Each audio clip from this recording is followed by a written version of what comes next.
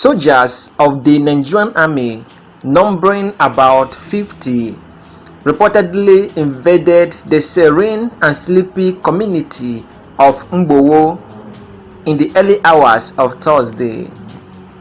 The invading troops, which landed at about 4 a.m., entered Imama village by way of Obu-Ohe hamlet and made their way to Ishungwu hamlet. At Ishungwu, the troops arrested a young man and also set one building ablaze. From Ishungwu, the troops headed to Okago area of Amatu village, where they also touched one building. There was no explanation of this invasion, just as no reason has been given to this military operation. However, local sources insist that the soldiers had been acting based on information supplied to them by some persons. They also pointed out that an advanced team of soldiers were on the village on Wednesday to perfect the route of their operation. People have fled from the affected villages, feeling the soldiers will return again. Meanwhile, bandits in their numbers on Tuesday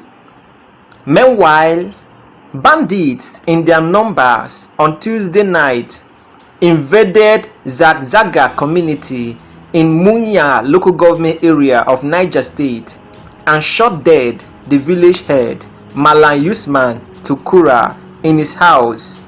The bandits, who raided the entire community in an operation our source said lasted over 2 hours, also went away with no fewer than 15 members of the community. According to the youth leader in the community, Malam Yahusa Muhammad, who confirmed the latest attack to our correspondent on telephone in Minna on Wednesday, said those adopted are mostly women and children. He disclosed that the gunmen arrived the community at about 11 o'clock p.m.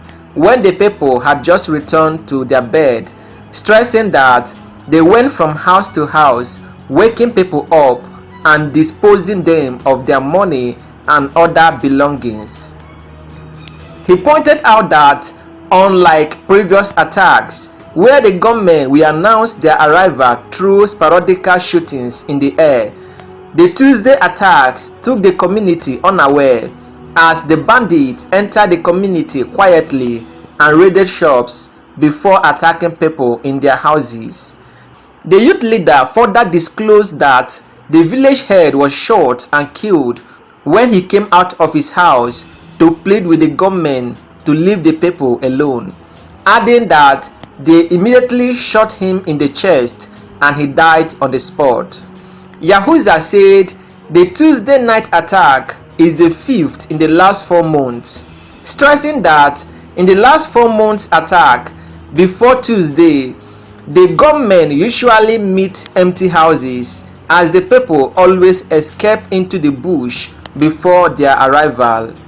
However, this attack is coming barely 2 weeks after some gunmen abducted about 30 people from neighboring communities of Igu to Swani, Shapi and 8 surrounding villages along Mangoro in the same Munya local government area of the state. 3 of the captives, however, escaped to safety during a heavy gunpour, leaving 27 still being helped by the bandits, who are demanding for 1 million naira each for their release. In addition to this, the entire neighboring Tushon Kabula community that was sacked by the government 2 months ago remain deserted as the people have refused to return back to their community. All attempts to get the chairman of Munya Local Government Council, Honorable Najume A. Aminu, to confirm the latest attack could not get any positive result, as his mobile phone line was not going through at the time of filing this report. Meanwhile, the Nigerian Air Force troops of Operation Hadarin Daji have reportedly bombed over 100 bandits during a series of airstrikes in Kebbi State. According to Zagazola Makama, a counter-insurgency publication focused on the Lakeshore region, the coordinated airstrikes were fired at the bandits as they journeyed through Sajeko Malakashi village on Wednesday afternoon. The publication quoted military sources as saying that the troops acted on intelligence that the bandits were teaming up in Madada village in Maru local government area in Zamfara State to attack communities in Kebbi. According to Zagazola, the bandits who rode on motorcycles decided to turn back halfway after being informed that Air Force troops were in the know of their movements. The troops later intercepted the bandits in Damani village and bombed over 100 of them in an operation that lasted more than an hour.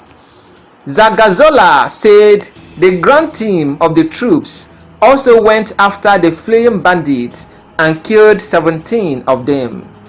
17 motorcycles were burnt while one damaged AK-47 rifle and 17 rounds of 7.2 mm special ammo were recovered after the airstrikes.